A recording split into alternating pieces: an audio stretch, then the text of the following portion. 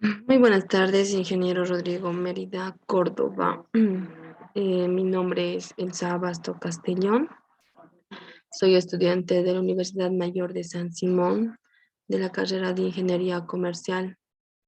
Actualmente voy cursando la materia de Seguridad e Higiene Industrial del Grupo 07, verano. Hoy hablaré sobre el tema de selección, dotación e instalación de extintores conforme a la norma NFPA 10. La NFPA 10 se aplica en la selección, instalación, inspección, mantenimiento, recarga y prueba hidrostática de los extintores portátiles y de clase D. Esta norma fue elaborada para el uso y guía de las personas encargadas de la selección, compra, instalación, aprobación, listado. Los extintores portátiles contra incendios son una importante primera línea de defensa contra incendios pequeños. Para la mejor protección, asegúrate de seleccionar, utilizar y mantener extintores que utilicen los últimos requisitos según lo presentado en la edición más actualizada de la NFPA 10, la cual es norma para extintores portátiles contra incendios.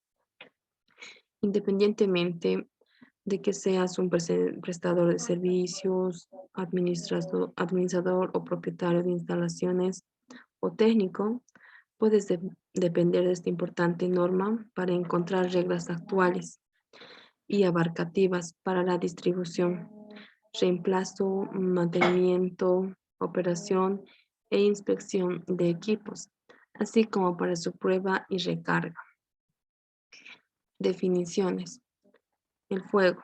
¿Qué es el fuego? Es un conjunto de partículas o moléculas incandescentes de materia combustible capaces de emitir luz visible, producto de una reacción química de oxidación violenta. Las llamas. ¿Qué son las llamas? Son las partes del fuego que emiten luz visible. Este producto de una reacción química de oxidación acelerada. Incendio. El incendio es una ocurrencia de fuego no controlada que puede abrazar algo que no está destinado a quemarse. Combustible. ¿Qué es el combustible? El combustible es cualquier material capaz de liberar energía cuando se oxida de forma violenta, desprendiendo de calor.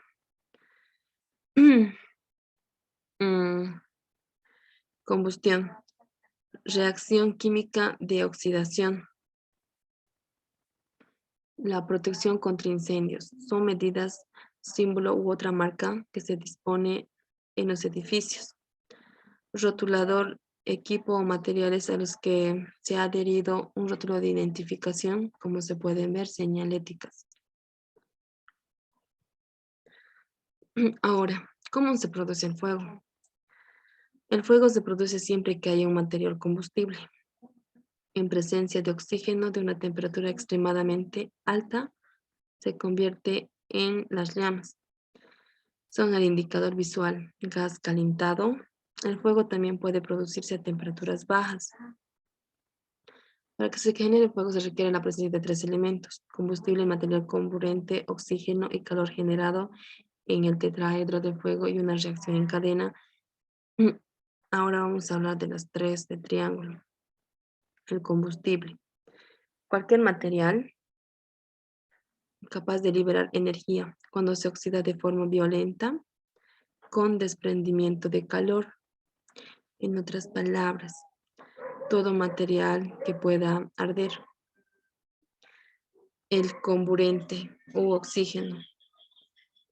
Cualquier sustancia que en ciertas condiciones puede combinarse con un combustible, provocando así una combustión.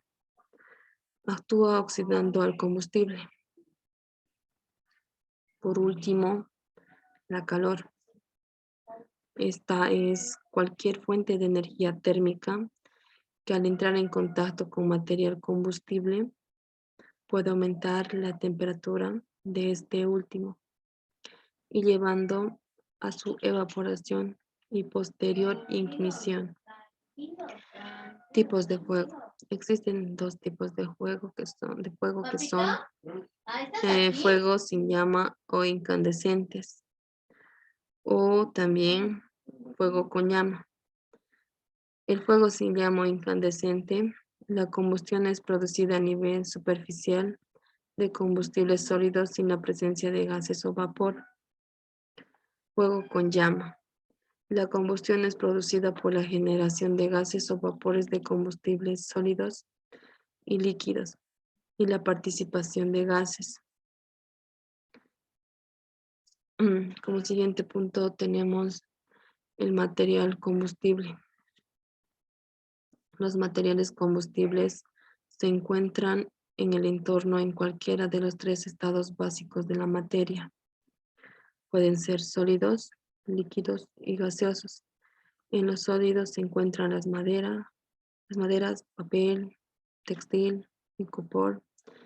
En el líquido están presentes la ACPM, gasolina, petróleo, alcohol, barsol. En lo gaseoso se encuentra el gas, el metano, acetileno, hidrógeno.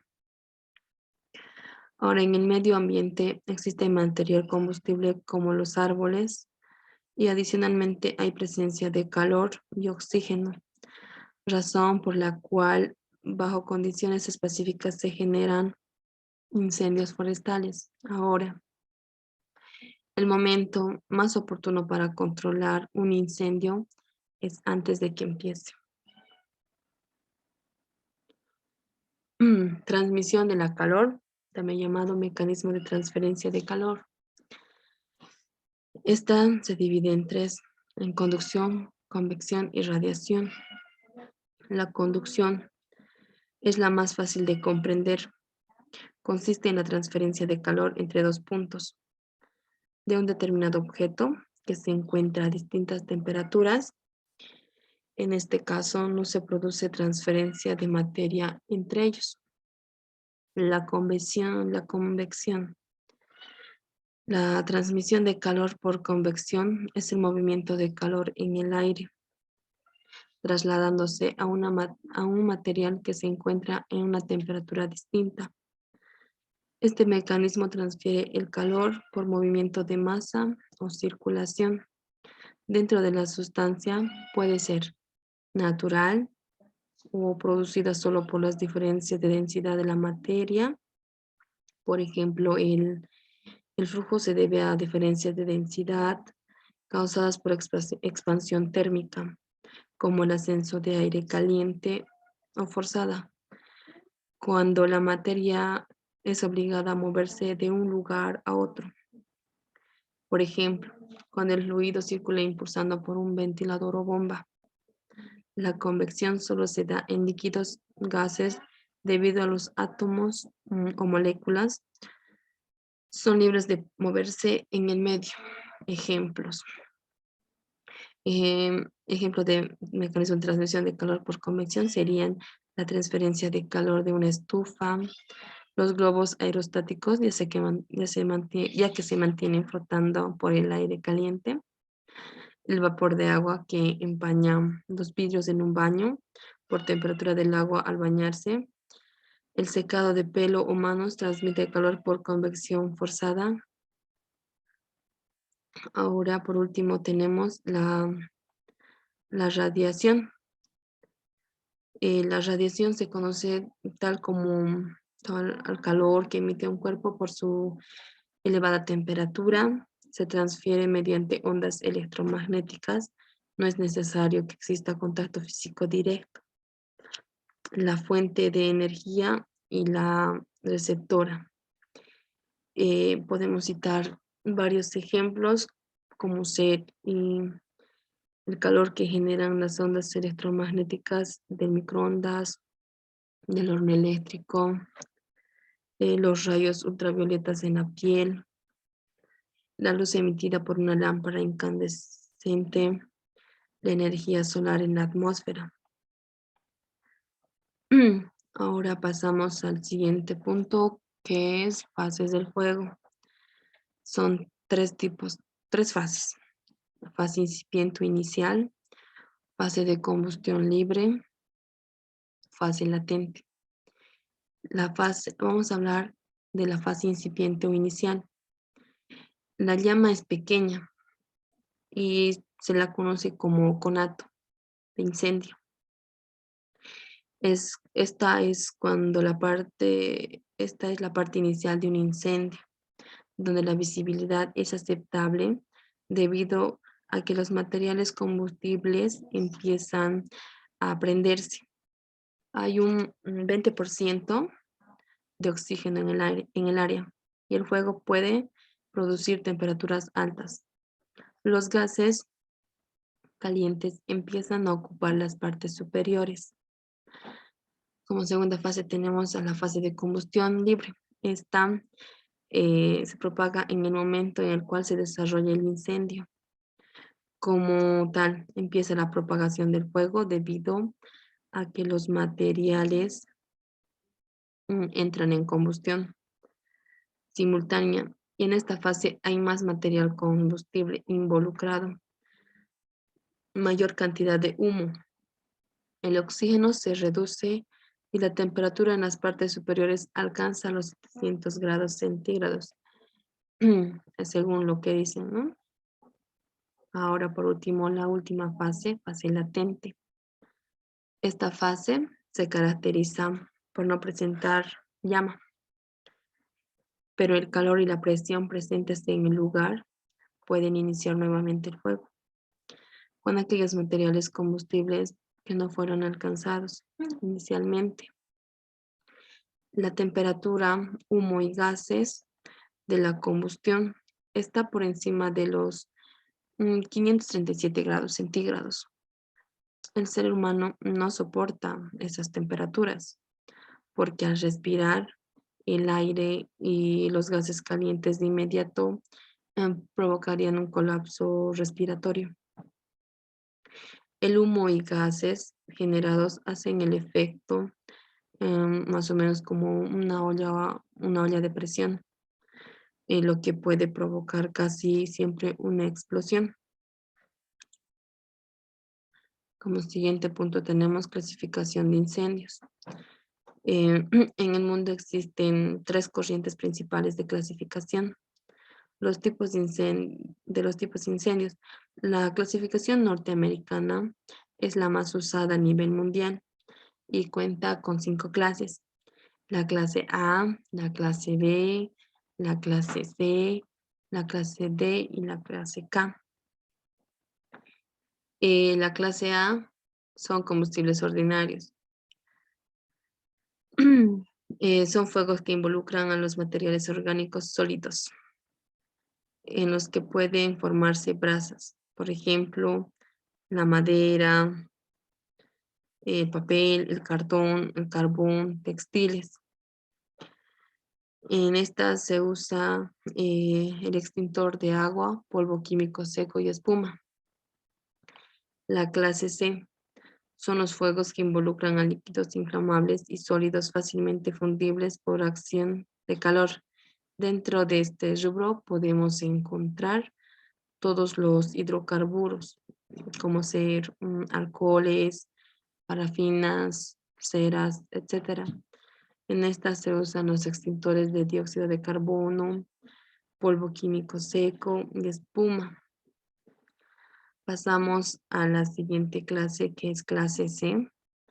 Estas son los fuegos que involucran a los equipos eléctricos energizados, tales como los electrodomésticos, los interruptores, cajas de fusiles, herramientas eléctricas. En estas se usan los extintores Solfaclam, polvo químico seco.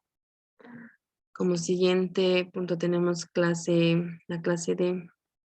Estos son fuegos deflagrantes y metales alcalinos y alcalino-térreos, como así también polvos metálicos. Combustionan violentamente y generalmente con llama muy intensa. Emiten una fuerte radiación calórica y desarrollan a muy altas temperaturas. Sobre este tipo se debe tomar nota que son fuegos, en estos fuegos no se deben de utilizar agua, ya que estas reaccionarían violentamente. Se halla dentro de este tipo de fuegos el magnesio, el sodio, el potasio, el titanio, el circonio, polvo de aluminio, etcétera. Los extintores a usar son dióxido de carbono, polvo químico especial. Por último tenemos la clase K. A raíz de haberse observado una gran dificultad en la extinción de incendios que involucren grasa animal o vegetal, se hizo esta clasificación particular. Para este tipo de fuego se lo denomina fuegos K. Esto porque en el inicial del vocablo inglés kitchen, que significa cocina. En este tipo en esta clase K se usan los extintores de acetato de potasio. Ahora hablaremos de los agentes extintores o agentes químicos. Eh, los tipos se clasifican en dos: extinción física y extinción química.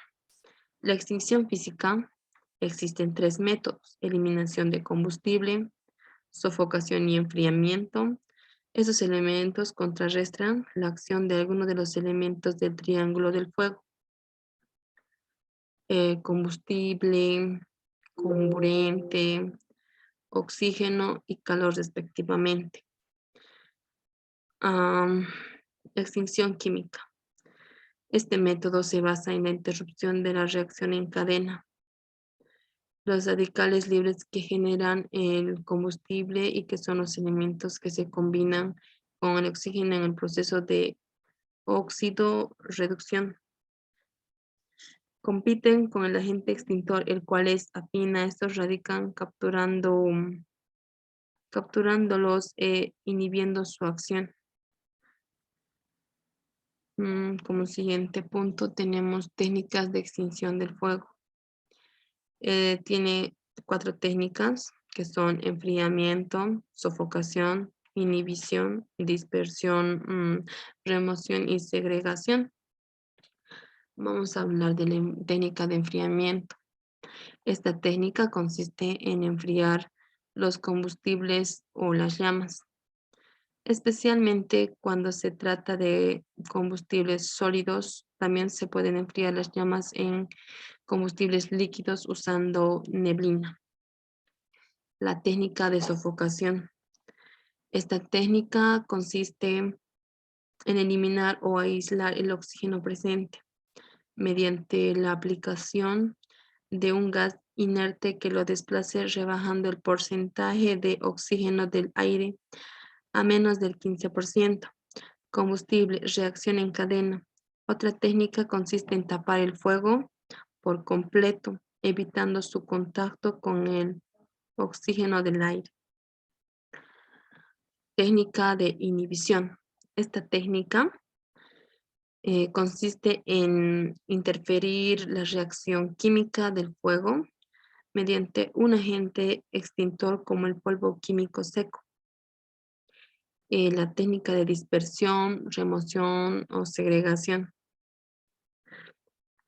Esta técnica consiste en remover, segregar o aislar el combustible usando dispositivos de corte de flujo en combustibles líquidos o gaseosos o barreras de aislación en combustibles sólidos.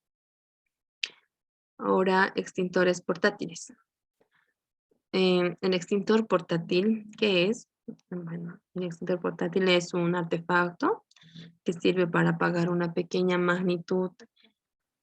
Consta de un recipiente metálico, perdón, bombona o cilindro de acero, que contiene un agente extintor de incendios a presión, de modo que al abrir una válvula el agente sale por una boquilla.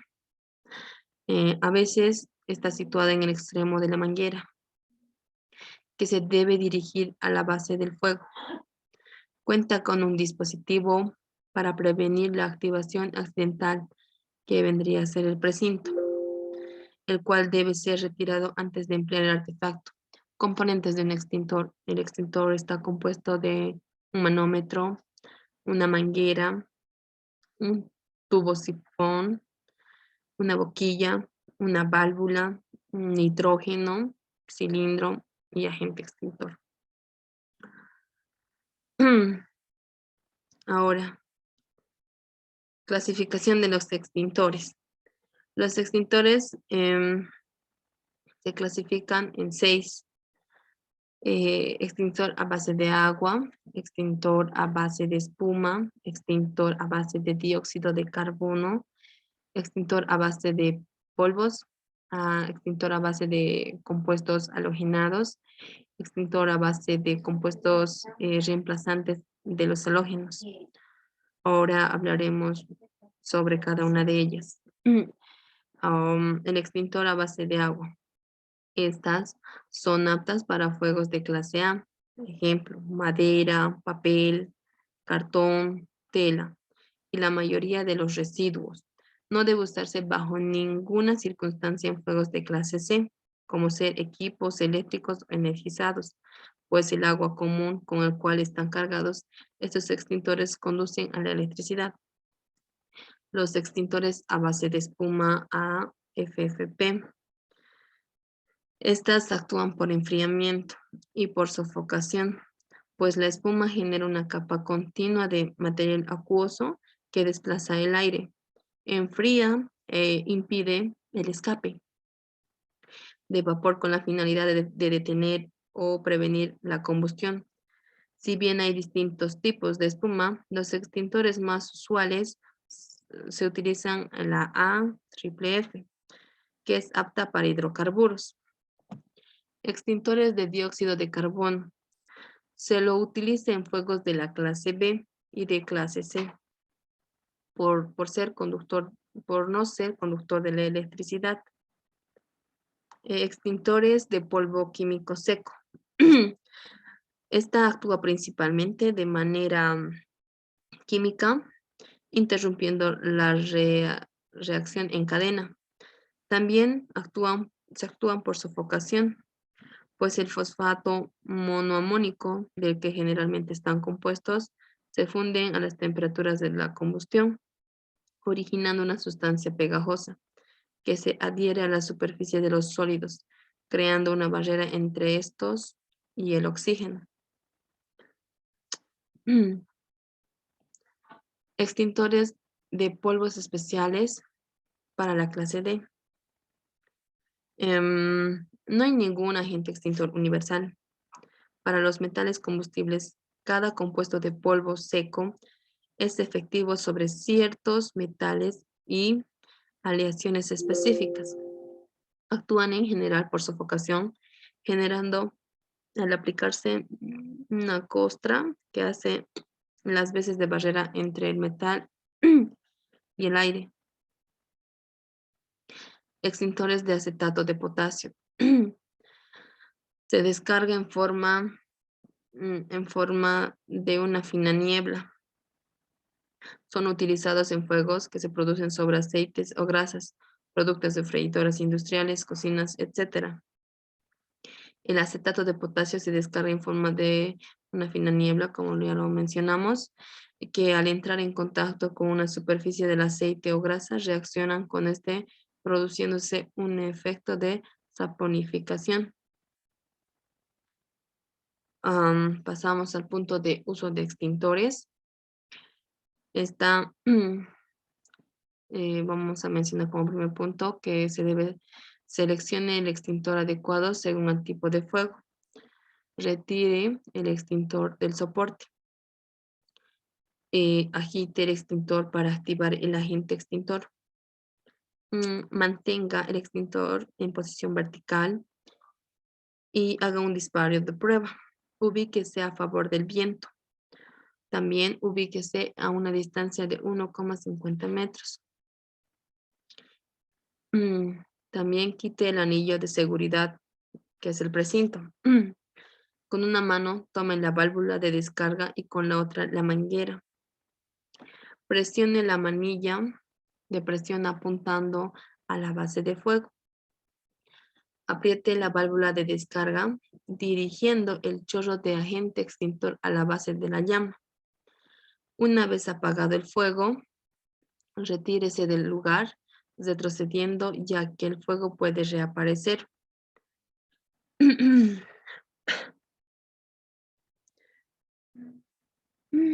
Ubicación de los extintores portátiles.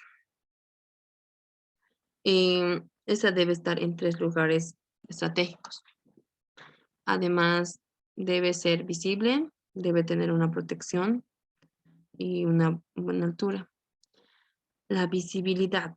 El extintor debe estar colocado en un sitio que facilite su ubicación por las personas que estén en el área a proteger. Debe ser visible y tener una señal o al menos un aviso que permite encontrarlo. Protección. El extintor debe estar protegido contra daños físicos, húmedos, corrosión, calor excesivo y vandalismo. Y por último, la altura. La altura máxima desde el piso hasta la parte superior del extintor no debe ser mayor a 1,5 metros. Si va a ser operado tal vez por una mujer o en caso de que los extintores sean pesados, se recomienda instalarlos máximo a 1 metro de altura. Mantenimiento de extintores. Los procedimientos de mantenimiento debe hacerse una inspección visual externa anual de todos los extintores de incendio para poder detectar daños físicos, o biocorrosión o bloqueo de la boquilla. Mantenimiento e inspección de los extintores. Los extintores deben inspeccionarse por lo menos una vez al mes. Se deben tener en cuenta los siguientes aspectos. El extintor debe estar vigente. La aguja en el manómetro debe estar en la región verde. Y si está en la roja, debe hacerse de inmediato el mantenimiento. El extintor debe estar señalizado y con la vía de acceso despejada. Los sellos de seguridad, el precinto y la etiqueta deben estar en un buen estado, no con polvo. No debe haber evidencia de daño físico. Agite el extintor para evitar que las partículas del agente, especialmente los del polvo químico seco, se agiten. Cualquier situación anómala debe ser reportada. Descarga del extintor y agentes de extinción. Los reguladores de presión son dispositivos que se mantienen a la presión de salida, mientras conservan el flujo de fluido y son utilizados en sistemas hidráulicos y neumáticos. Los reguladores de presión deben probarse anualmente por salida de presión estática y tasa de flujo en concordancia con las instrucciones del fabricante. Ahora vamos a hablar sobre la prueba hidrostática. Los recipientes a presión se usan como debe probarse hidrostáticamente. Los cilindros y cartuchos se llevan marcas del Departamento de Transporte de Estados Unidos, la DOT, y de Transportes de Canadá, TC. Se deben volver a probar de acuerdo con las reglamentaciones DOT y TC adecuados. Ahora, hablando sobre la prueba hidrostática. ¿Cuánto dura la prueba hidrostática de un extintor? Los cilindros de presión, contenido a base de agua, dióxido de carbono y polvo químico seco, deben someterse a la prueba hidrostática al menos cada 5 años, o bien cada que desaparezca la contraseña inscrita que lo describe, o bien cuando se vea golpeado el cilindro.